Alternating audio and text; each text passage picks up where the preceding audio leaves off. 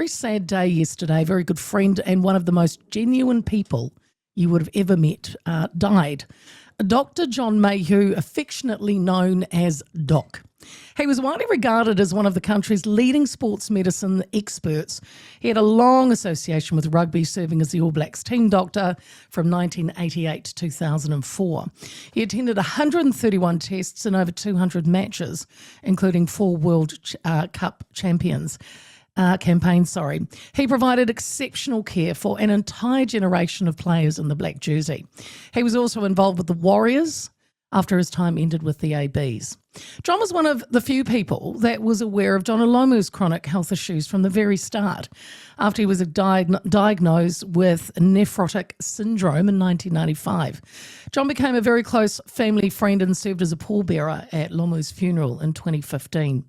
In 2016, he was appointed an officer of the New Zealand Order of Merit for his services to sports medicine, reflecting his significant contribution to the field. He continued to contribute to the game from the grassroots to the elite level across North Harbour Rugby and also the Blues.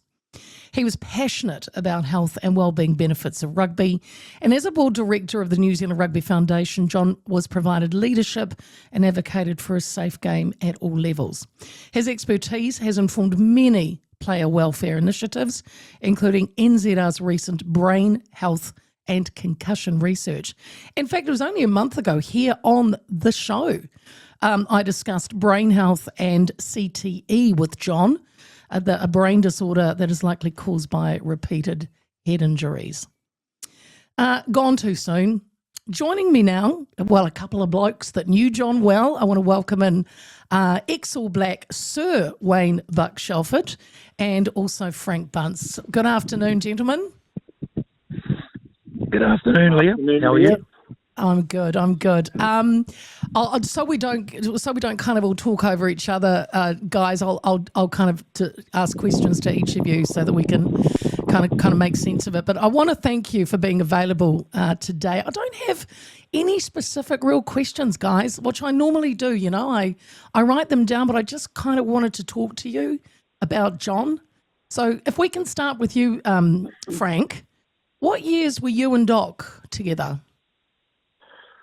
I was early 90s, about 1991, I think, when I went over to North Harbour was when I first really, had anything to do with, I don't think I'd met him even before that, possibly, but mostly from 91 onwards, and, and up until just this year or last year was the last time that, especially professionally, was that I had anything to do with them. So it was, it's a long time. It's a long association. What Buncey kind of struck you about John? I think his manner. He was one of the boys, and obviously knew what he was doing.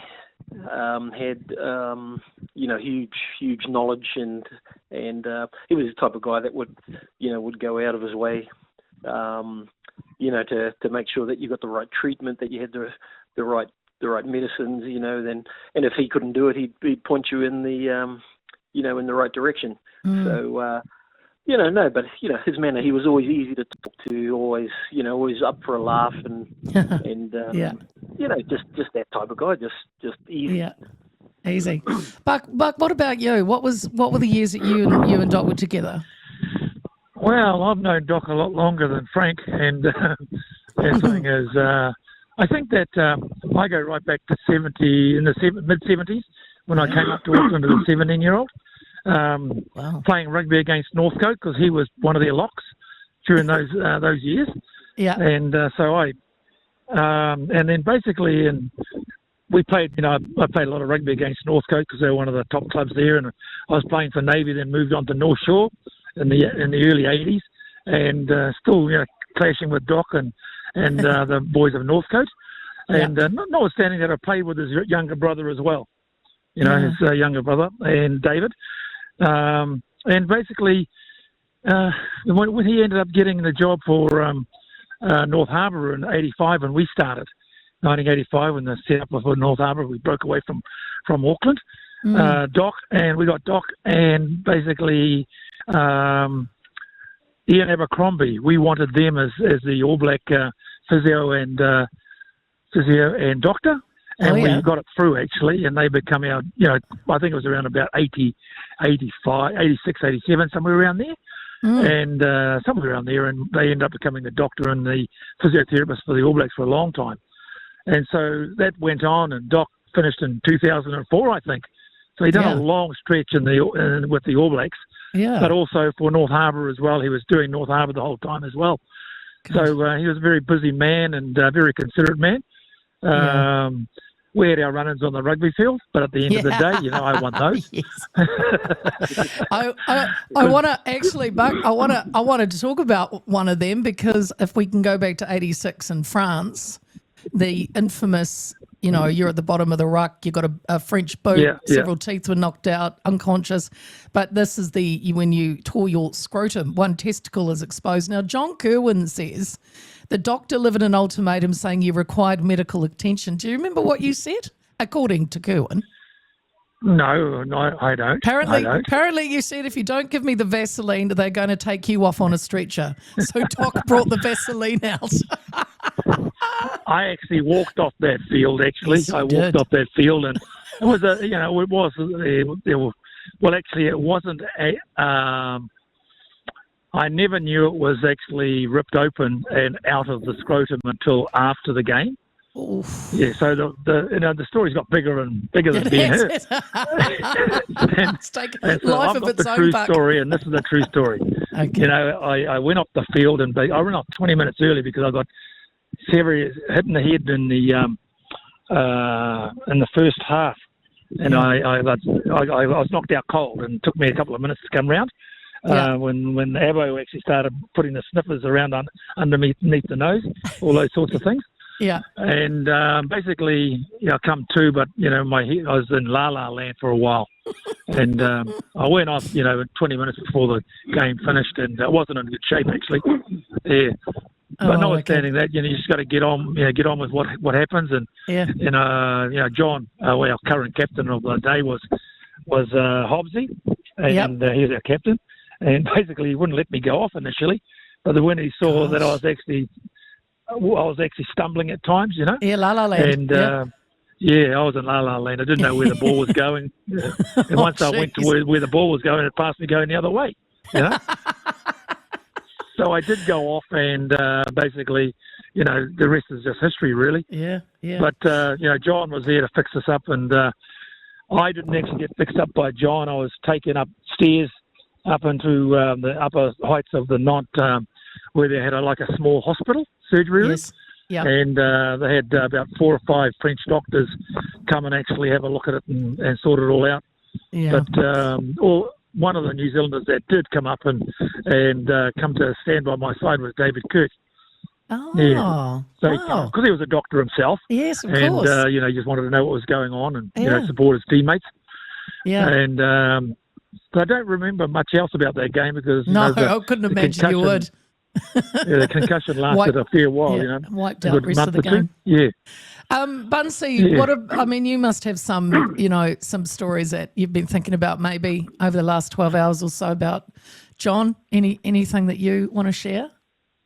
Oh, a lot of the stuff, more recent actually. I mean, Doc would, he'd stitch you up. He did a lot of, because my ear got rucked when we were playing the Lions and it split in half, and he just gets you in the change room and goes for it. And I remember one time, I can't remember who we were playing, but I think I'd had a cut over my eye, and he was, he was stitching that up and then doing something else. You never really question him. You just lie back and he does his job. And when I got up, I had the stitches over my eye, and I had 2 other lots of stitches. I said to him, what happened there? I said, I thought you were just doing my eye. And he goes, well, I was doing the eye. And he goes, and then I saw these 2 moles. And he said, and I thought, I might as well get them while I'm here. So he cut out these 2 moles that I had on the side of my, and he just stitched. He said, I might as well do it while I'm here. So So I got that done, and that was all Mole good. removal, thanks to Doc Yeah, Mayhew. exactly. Oh my gosh, Frank. Yeah. But he, That's a I bloody good story. I used to ring him up. Actually, this is much later, only in the last 5 years or so. But I'd ring him up and I was going overseas or something and want some sleeping pills for the aeroplane. Yeah. Well, I was going to say, hope this doesn't get him in trouble, but it can't now, so we're all good. But used to ring him up. I used to get sleeping pills off him and stuff just for long trips. And I used to ring him up and, Doc, I need some sleeping pills. I'm going off somewhere. He goes, okay, yeah, come in and see me. I'll write a prescription and then I'll leave it at such and such. Oh no, I need them. I need them now. And he goes, well, what do you do? I said, I'm on my way to the airport now. Oh. And I stopped at the chemist, at somewhere along the way. And then he'd abuse me on the telephone.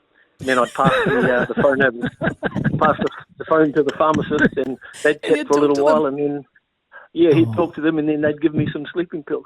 Oh, Frank, there you go. I used to use them for that sort of stuff. There we go.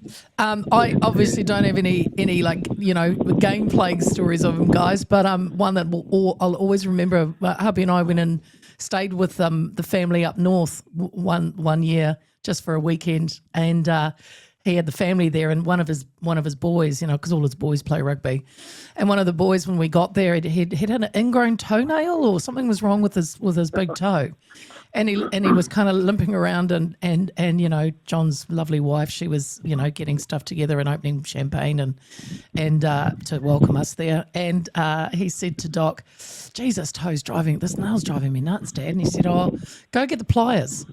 And I said, "What?" And he goes, "What?" And he goes, "Go get the pliers, I'll get rid of it." And of course we're all going, "What are you going to do?" And his wife's going, "Don't do that in front of guests." And his son put his big foot up on the outside, sitting outside, and he just put the pliers on the toenail and went, "Right, I'm just going to pull it out, right?" And he goes, "Yeah, okay." And he goes, "I'll do it on 3." And of course everyone's, we're going, "What are you doing?" And he goes, 1. And on 2, John just pulled his whole toenail off. And there's blood dripping, and his son, just went, "Oh, thanks, Dad," and just walked away.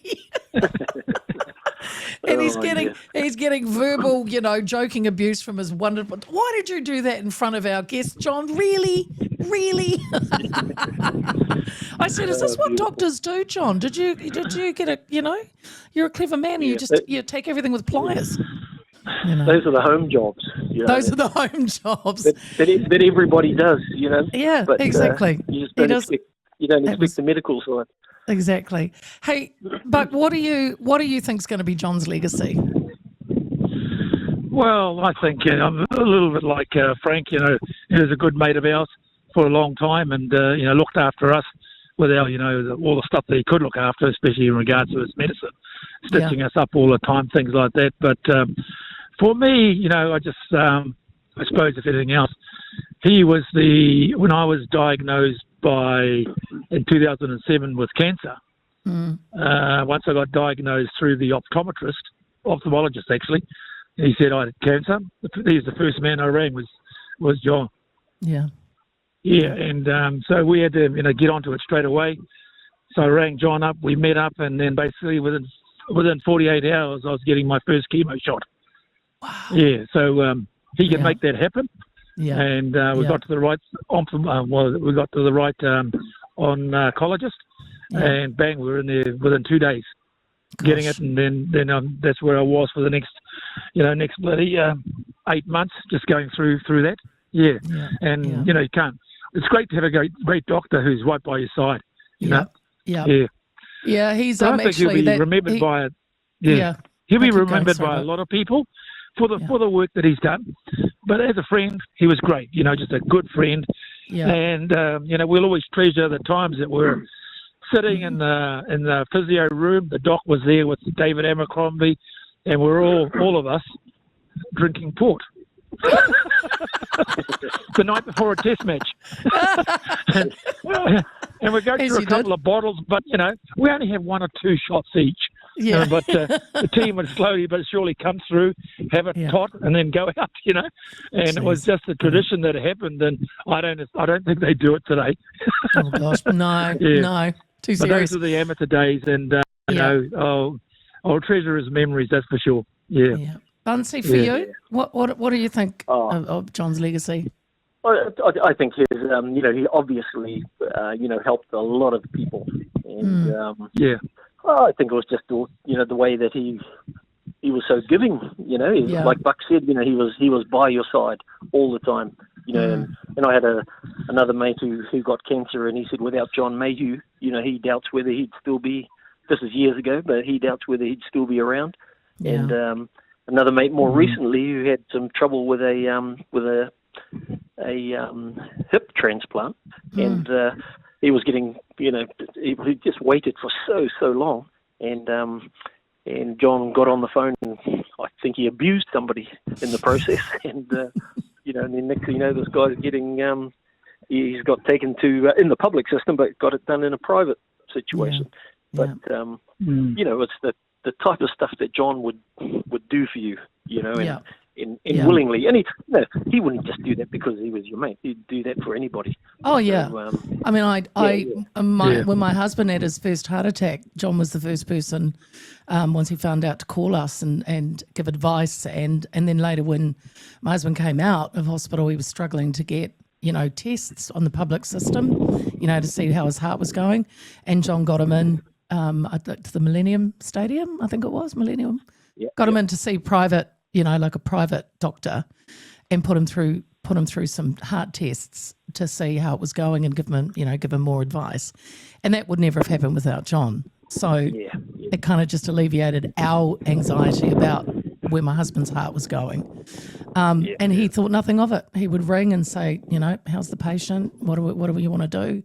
Yeah. And I think you're right, guys. I think his legacy too, with all the work he did he was so passionate about brain health and working hard on, CTE and working with ex-players and making sure about dementia.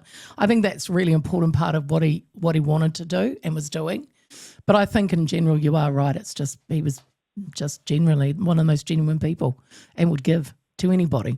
He was very good. Very good.